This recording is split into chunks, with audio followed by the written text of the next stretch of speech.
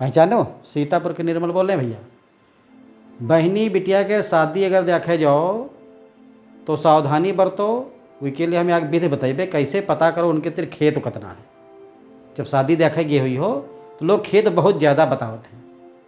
25 बीघा हुई तो बताइए 50 बीघा है, तो कितना खेत हो की जानकारी खतरा खतौनी निकाली तो मिले जाए, लेकिन साधारण रूप से तुरंत कितना पता करिए। तो गांव में पहले पता करो, जोने गांव में शादी देखेगी हो पता करो ट्रैक्टर को चलाओ।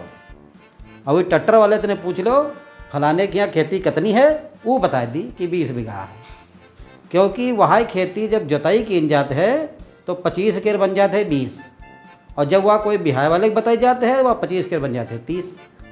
जोताई करे भैया कम कर देते हैं और बिहार भैया वही ज़्यादा बतावा लगते हैं। तो आपके यहाँ पक्का पता चल जाए कि खेती कितनी है। या विधि आप अपना के देखो, कब हो टेंशन हो भाई नहीं।